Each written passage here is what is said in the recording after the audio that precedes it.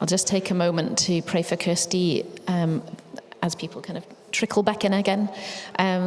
Lord, thank you for the privilege of calling Kirsty my sister.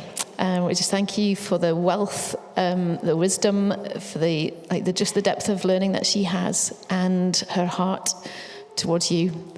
And we just thank you for the chance that we have to hear from her this morning. I just pray that there be such a sense of peace resting over her as she shares with us, that she'd feel like she's able to put across everything that is you've put on her heart. So just give us ears to hear and hearts that are open to what you want to say to us and to the way that you want to transform our lives. In Jesus' name, amen.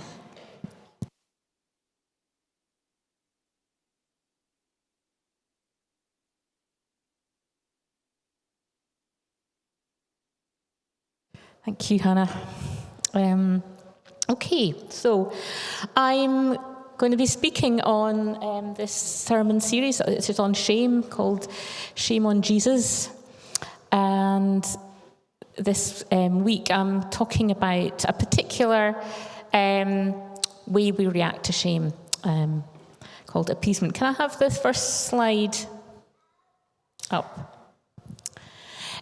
Just before I go that, I just wonder if everybody can think of a moment when you have had some embarrassment or those memory that you kind of go, oh no, feeling about.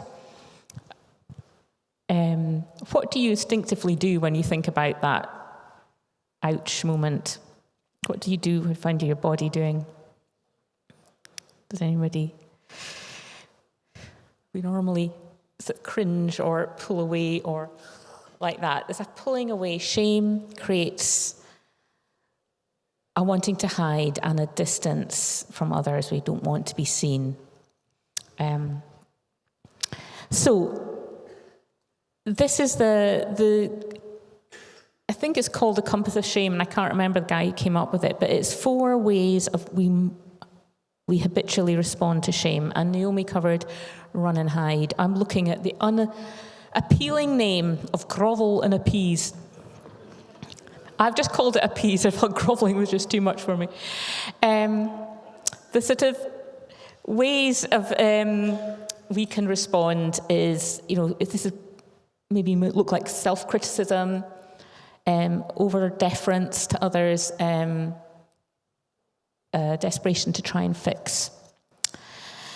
But before I come on to looking at that, I want to go back a bit and give a bit of a wider background to shame and the idea of how shame happens. And can we look at my next slide?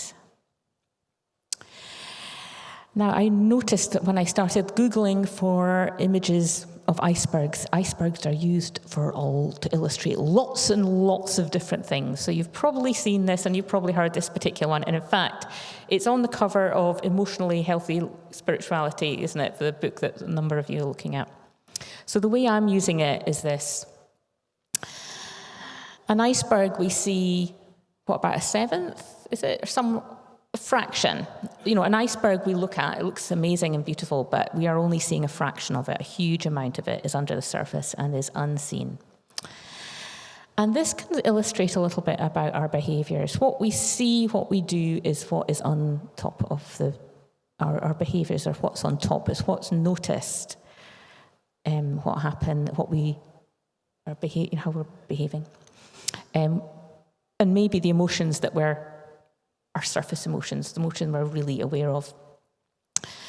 But sometimes when we try to change those behaviours, it's not easy to change. And the reason is because what is driving the behaviours is the thing that is under the water. The thing that is not seen are the drivers. You could call it unconscious or what we're less aware of. And if we want to change the behaviours, if we want to understand the emotions that are on the surface, we usually have to look at the drivers underneath. And I think what we're suggesting here is that shame is often the driver of the behaviours that we're talking about. Where does shame come from? I think Naomi described that early kind of precognitive shame that can take over us from very early age. But shame can come from a lot of messages that we receive growing up. These messages can be implicit, unsaid, but we infer them from people's behaviour towards us, or they can be quite explicit, things that were said to us. We think of simple things like being excluded from friendship groups and not invited. Am I likeable? Am I wanted? Things that maybe teachers say to us, oh, you're not good at that, or you're tone deaf, or you're this. We start to say, oh gosh, am I not up to it? I'm not good enough. Messages from family, maybe we have quite critical kind of family environments, and we only hear criticism, and we feel that we're not enough, and shame builds up.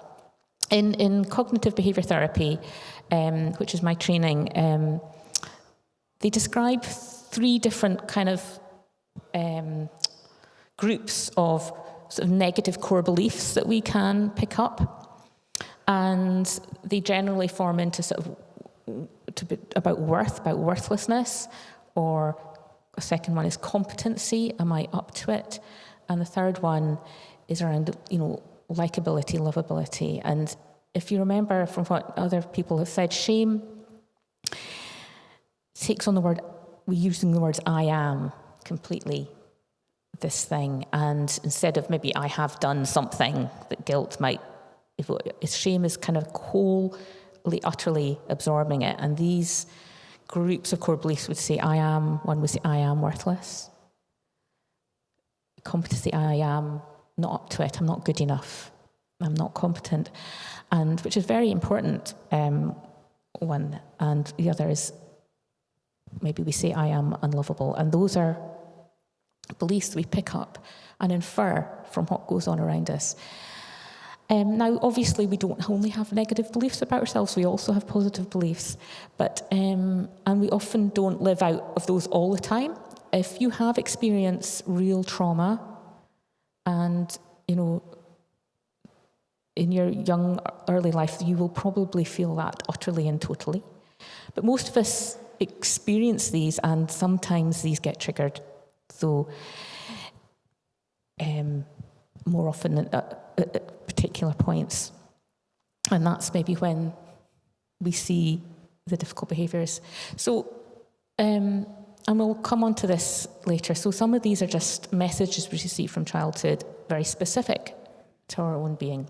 Oh yes, the other thing I'd like to say about that is the problem with these beliefs is they spark a deeper fear, I think. Because if I am worthless, if I'm not up to it, if I'm not lovable, then the fear is that people won't want to be near me. People will move away from me and I will be alone. And attachment, being in a relationship, being in community is vital to our existence, and being alone is one of our worst fears.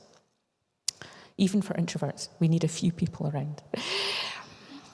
I think as well, I'm going to talk about this later, but we can have very specific experiences where we experience shame, but sometimes our culture has a sort of blanket shame that kind of is put on us as cultural norms and expectations. So body image, we're supposed to have a very particular kind of body image, and that's true for men and women.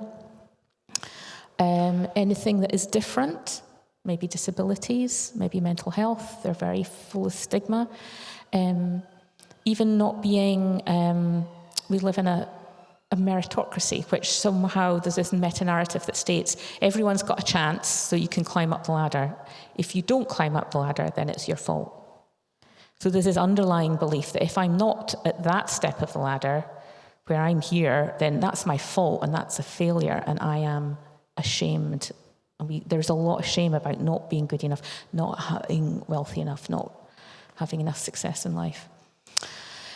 And in this section, I want to say something about emotions, because negative emotions are perfectly normal.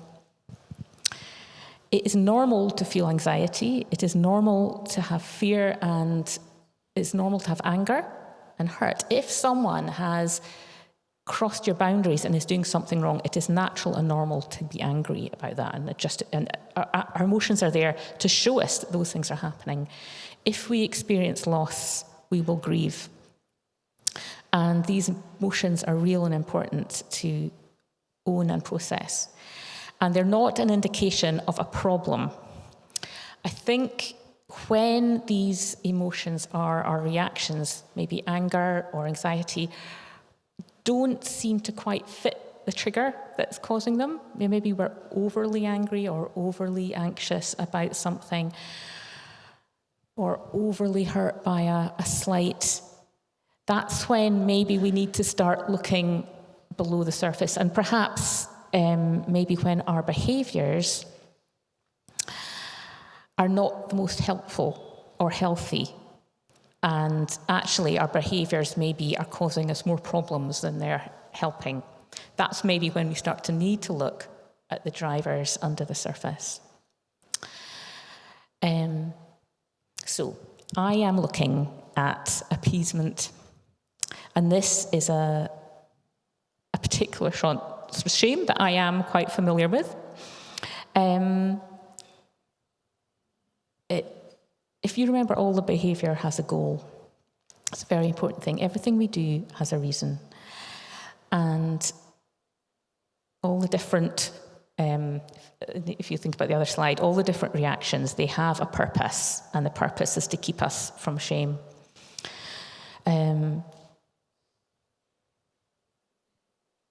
the purpose of this kind of behaviour is, and what the action is, I absorb all the shame. I decide that all the shame will be mine, and this gives me control over the shame. If I take it on myself, then nobody's going to put it on me, and it is far less painful to take it, it seems far less painful to take it on myself than for someone else to hand it to me. So I live out of I am wrong, and the fault is mine. I gain control, but the painful thing is I live with a huge sense of shame. And what are the specifics, characteristics of this? And I'll say something about the goal of the behaviour is often, so I won't be alone. Remember, that's often the goal of avoiding shame, because if I admit it's all my fault, then you won't leave me. If you don't see my shame, then you won't leave me. So some of the specifics, like self-criticism. Put yourself down before someone else will. Self-deprecation. Now, I'll describe something that I do, is that I cook a meal and I'll put it on the table. My children really hate that I do this and call me out on it. So I'll put it out and I'll go, it didn't quite go right, and some of it was wrong. Well, that bit's a bit burnt, or I didn't find that, so I didn't get it quite right. Anyone who I've cooked for will probably remember that I do this. It's rather spoils things. I'm a perfectly competent cook. I don't need to do that, but I'm lowering expectations because I don't want to receive criticism. So one of the things, it's helpful to notice this kind of behaviour that is above the surface. Like, what is our self-talk like? Everyone has self-talk. Usually everyone has a critical voice, whether it's particularly loud or not. So when is my self-talk at its worst? It's interesting to notice when self-shaming is at its worst. When am I saying, oh, I'm really rubbish, I'm so stupid, I shouldn't have done that, I should never try these things. And this negative self-shaming can be, in those moments, it's very intense and loud. It's often the fear of judgment of others. And for me, it'd be fear of anger. If I've made somebody angry, I will shove myself down with my self-talk. Because if I am shoving myself down, then somehow it feels I'm so low down that nobody will see me, and I won't receive. I can't receive their criticism and anger if I put myself out of the picture. It doesn't really work, but it feels like it does at the time. So another type of action in this kind of category is bigging other people up. Look at you, look at how wonderful you are. So you don't look at me. And it's interesting the way I notice other people who do this. And if you get into a conversation, you'll go, oh, how are you? No, how are you? And you're trying to avoid the attention being turned onto yourself. And you're very good at putting all the attention on the other person. And, the disadvantage of that is you can suddenly think, gosh, why has nobody noticed that I'm feeling sad? Why does nobody notice that I'm not feeling, something? You're thinking, well, because you don't ever let them speak, you always turn the attention away from yourself. So in the extremes, this behaviour, it can lead to compliance, a lack of challenge, an acceptance of bad behaviour in others, even the acceptance of bullying and abuse. Because others are right, I am wrong, and maybe I deserve their bad behaviour. I think the other one, and maybe something that's taking the blame. So I'll tell you a story about me in my workplace. My workplace I used to work in a laboratory, and there was one room that was set aside for using radioactive material. It wasn't highly dangerous radioactive material, but it obviously had to be clean and tidy, and there was 3 workstations, and you're supposed to leave it all completely clean. You had a Geiger counter, and if you came across anything radioactive, and you're supposed to clean them up. Of course, it didn't always get cleaned up. And if somebody went in and then with their Geiger counter, say, who's not left this in a good state? And there would be a bit of a furor and outcry.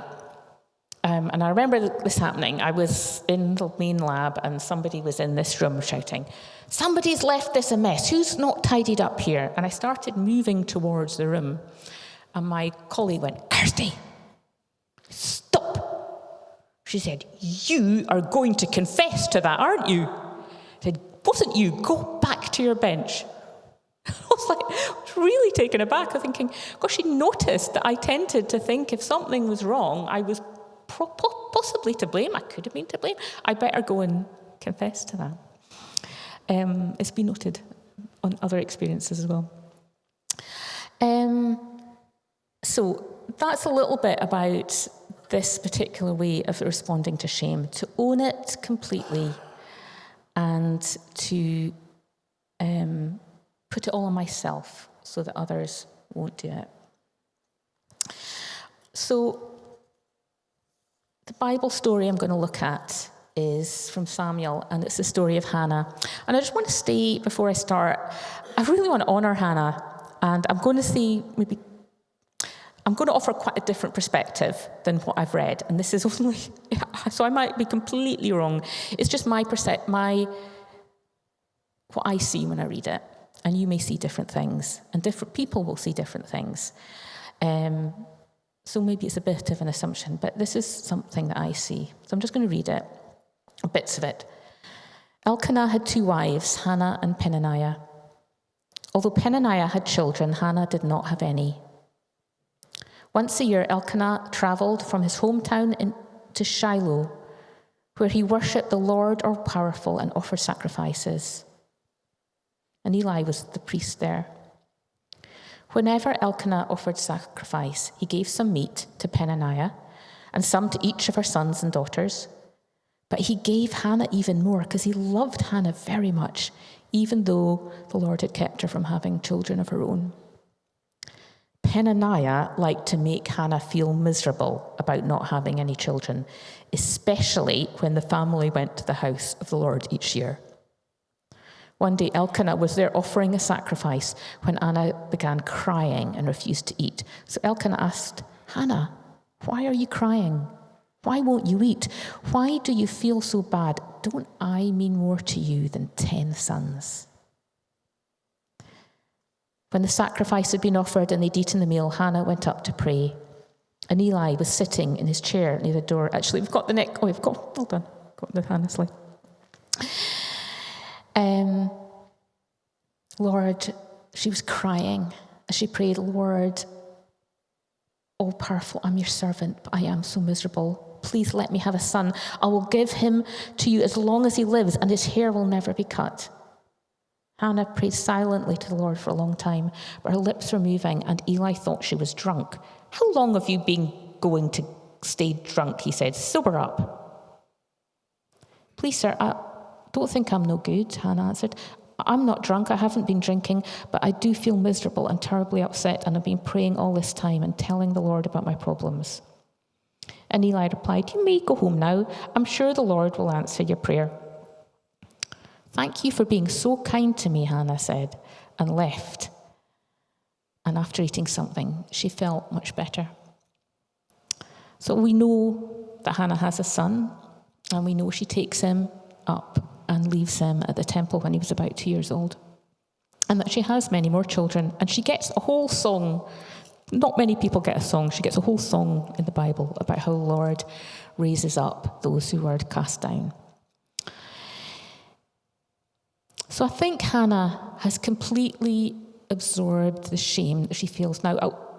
A couple of things I want to say is, of course, there's a real natural longing to have a child. And that is a really deep longing. And it can be very, very painful. And I think, I want to just really acknowledge that. But I think there's more than that operating here. Because it does say that Hannah was so miserable because the other wife was constantly, what did it say? Was constantly on her and gave her a really hard time. It was a competition. And I think in the present day, it is true that this subject can be shame-inducing, because what's it mean to be a man? What's it mean to be a woman? Can feel like that's around childbearing. But, and I'm not saying it is, but it can feel like it. But in this day and age, I think for women's role was very largely for a daughter to be given away in marriage and for to have children. And there was a very big demand to have children. It was important. Families needed to be big to survive. If you weren't big, then your bigger neighbour family could come over. It's bronze, they could come and take everything that you had. A nation needed to be big, because if you had the numbers, then the other nation could come and clobber you. So numbers were important. And people didn't live long, and child's mortality would have been high. So and women did seem to absorb this shame completely, and we see this played out in a number of scenarios, possibly with Sarah and Abraham and Haggai, very much so with Rachel and Leah, Jacob's wives. And polygamy made it so much worse. The loved wife and the unloved wife competing and shaming one another. And I think what I see in Hannah is this utter absorption. And although her husband loves her, and he says something to her really kind, he said, don't I mean more than 10 sons? And that's a big deal, more than 10 sons. But she cannot accept his love. But she does take it and pour it out to God, which really helped her, and was a good thing. I'm not convinced that Eli was so very kind. He spoke very roughly to her, not very insightful, not very prophetic. And Hannah goes, oh, thank you for being so kind to me. I don't see him as being terribly kind. Maybe he was. But also Hannah, and this is maybe very controversial, but I don't see God asking Hannah to make that sacrifice. She does it. And what I see is maybe someone is saying, oh, I'm so rubbish, but maybe if I gave this big sacrifice up, then I would get what I want, you'd give me what I want. And it's Hannah's bargain. I don't read this as God's bargain. And it's always find it very painful reading, because I think as a mother, giving up your 2-year-old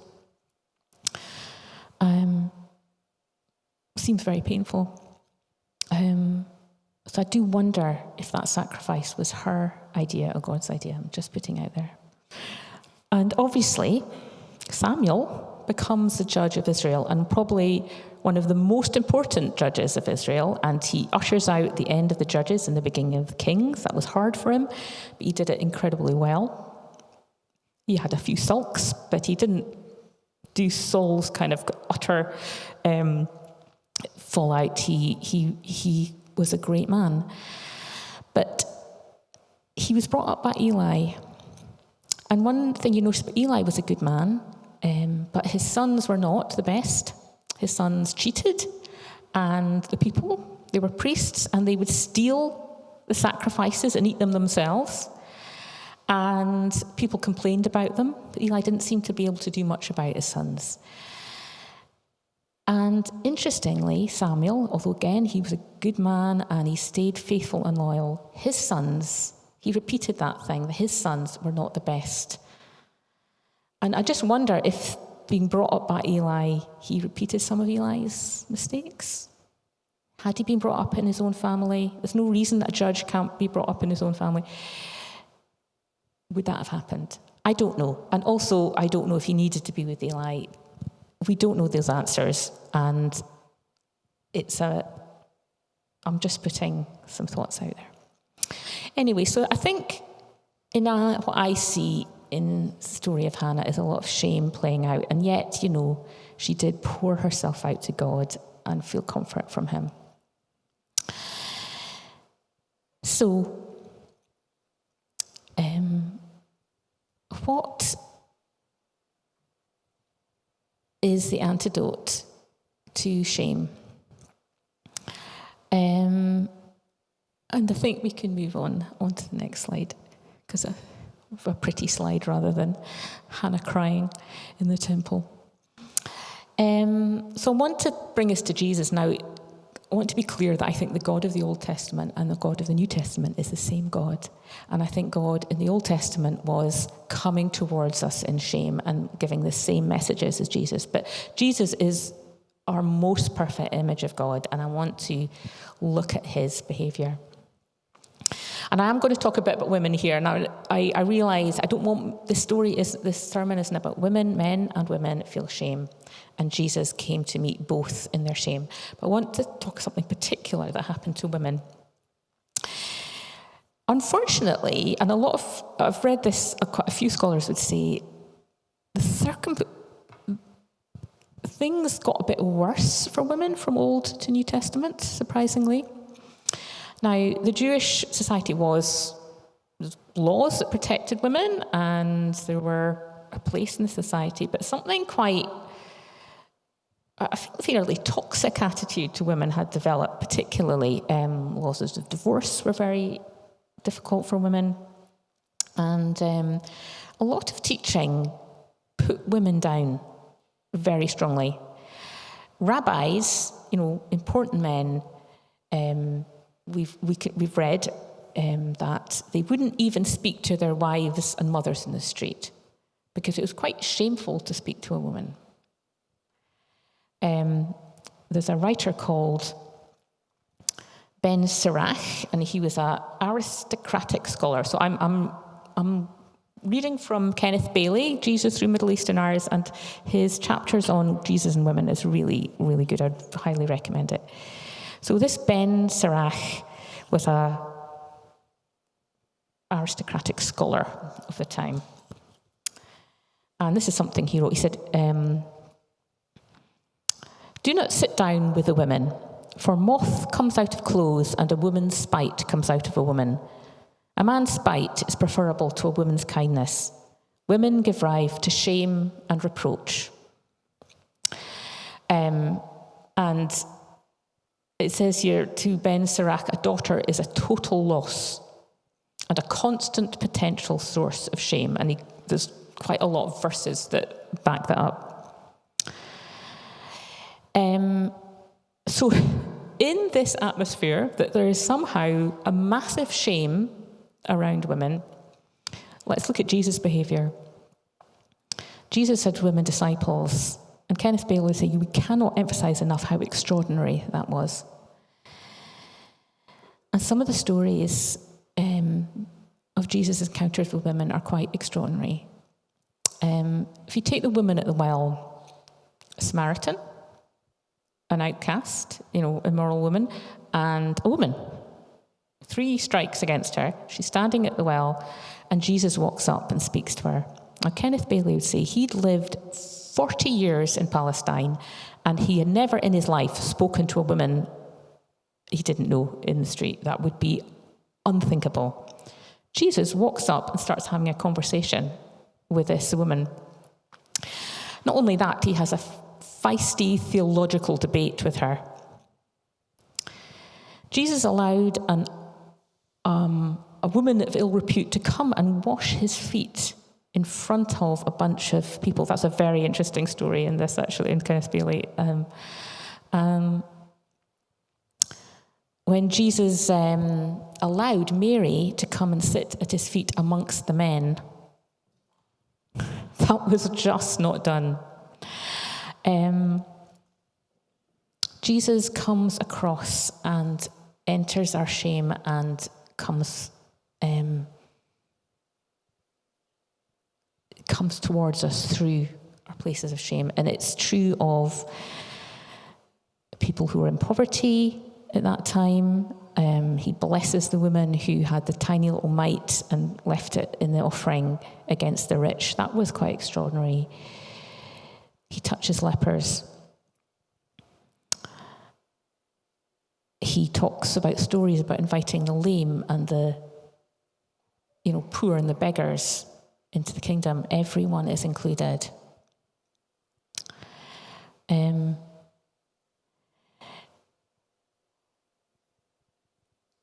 We talk about God looking at, sometimes we talk about God looking at us and seeing Jesus, because when he looks on us, he sees Jesus rather than our sins. And I think it's a beautiful phrase, and I'm not trying to undo that, but I wonder if sometimes for me that image isn't the complete one, because it feels sometimes I'm hiding behind Jesus and God doesn't see me. And I wonder if another image that we could also look at is that Jesus does see us, and what he sees when he looks at us. I'm going to say something that my friend Anne Symes used to talk, my friend and mentor, Anne Symes used to talk about original glory. When God made us, he created us, he saw we were good, and he blessed us. And he sees his created beings as good because he created them. And I think when God sees us, he sees through all the layers into our original goodness, our original created perfection. And he sees that. He sees that true self that's hiding back there. But I think he also sees the layers of the false self that we've put in between, the layers of shame, the things that we have done that are wrong, the things that have been put on us that we've absorbed. He sees it all. He sees through it all to our true self, and he sees it, and he's not afraid of it. He knows it. He can see everything. We can't hide from God. And I think, so when we see these behaviours come up in ourselves, when we see ourselves doing the self-deprecation, when we put ourselves down, when we absorb and take blame, when we see these behaviours coming up and we are aware perhaps that shame is being evoked, that critical self-talk is strong in your head. Shame is being evoked. I wonder if we could take this image of God seeing us and being okay with us. So God created us. So when we've taken on these beliefs, I am unlovable, I'm not up to it, I'm worthless, God says you are lovable and you have great worth and you're able and you have purpose. The Psalm 39 says, I'm fearfully and wonderfully made. He says, your works are wonderful, are marvelous. I know that full well. That's what we're talking about, us. We are his works. We've there's mess in between, but deep down, that's who God sees as us. So I want to take a moment to maybe just work with this a little bit. And I wonder if you can think of something. Now, what I would suggest, if I'm going to think of something that is difficult for us at the moment or triggering for us at the moment, and it could be shame or it could just be something that we're uncomfortable about. Now, I suggest we don't take something Richter scale high, because just take something that is uncomfortable for us at this moment in time. Something that evokes those responses in us. It might be hiding, it might be, like Naomi talked about, evoking something critical of self, or just some anxiety or anger or something you're feeling right now. I just want to sit with that moment. We're going to use this called a Julian contemplation. I think it's from Julian of Norwich, but it's a common contemplative prayer. And I'm going to read it out. So just for a moment, just sit with that uncomfortable feeling. I want you to become aware that God is with you.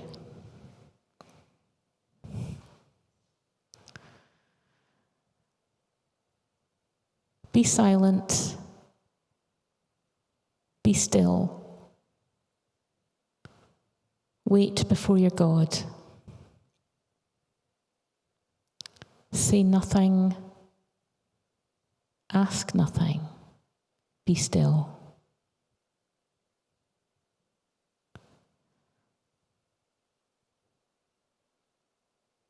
Let your God look upon you. That is all. God knows. God understands. God loves you with an enormous love. God only wants to look upon you with love. Quiet, still, be. Let your God love you.